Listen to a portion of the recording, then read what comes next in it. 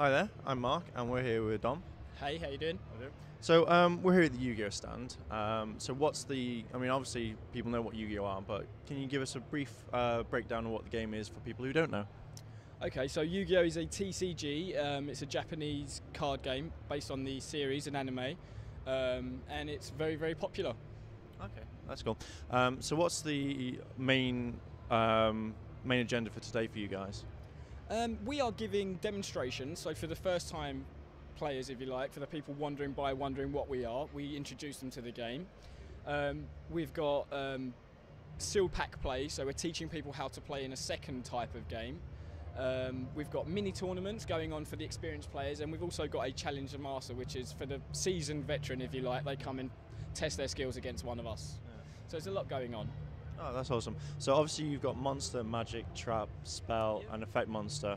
Are there any new additions to it? Yeah. The game is very complex, as you've said. You've rightly pointed out. There's some different types of cards. For instance, there's Synchros and XYZs, which are the latest addition. Now, these are your boss-like monsters, if you like. They allow you to do like awesome, powerful plays if you're playing in a competitive match, and they like win conditions on their own almost. So, the game's very complex. There's a lot to it, and it's cool. Yeah. Now, I used to play back in the day, like when it first started off, before Synchros and Rituals were the big ones. With the new XYZ monsters, how do you summon them? What are they basically? With the XYZs, basically what you do is they have ranks. Now, you control monsters, and if you control monsters of the same level, maybe 2 of a level 3 for instance, you can XYZ summon a monster which is a rank 3. Or if you have 3 4s, sometimes you can make a rank 4. The interesting thing with them is you have to control monsters of the same level in order to XYZ summon them to your field. Okay, that's cool. So what's the main one tip that you could give anyone if they're just starting off playing with these monsters?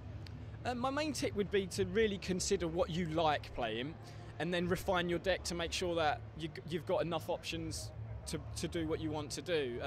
Quite often for the newcomers, what happens is they say, I like this card, I like that card, then they kind of mash that into a deck altogether, and it will not necessarily get them the result they want.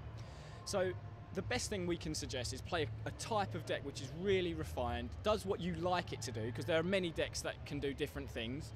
But if you enjoy playing a deck of a certain type of monster, for instance, you can actually refine your deck to work around that. Yeah.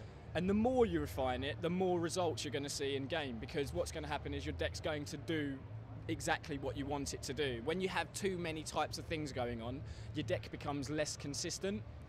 So for people starting out and wanting to get into the game, I'd say, find something that you really like the look of, and going to enjoy playing, and then build a deck that really works to that. And as I say, us guys, we're on hand to help. So people that are really starting off and want some advice, they can just come up and talk to one of us.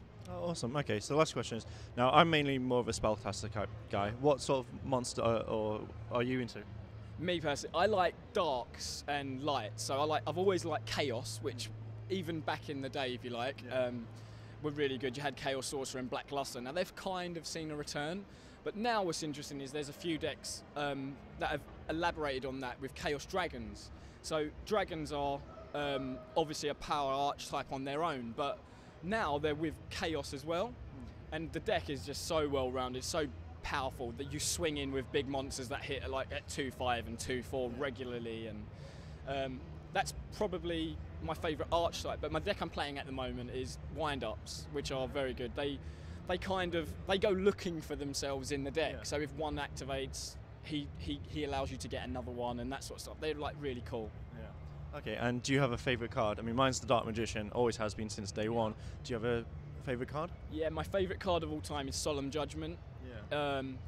It's you pay half your life points, and you get to negate the summon of a monster or the activation of a spell and trap card. So it's got a high cost, but generally you get to set up your plays, and late game in particular, the card is just awesome. It allows you to make one final push, and if it's there in defense, it's the breadwinner, if you like.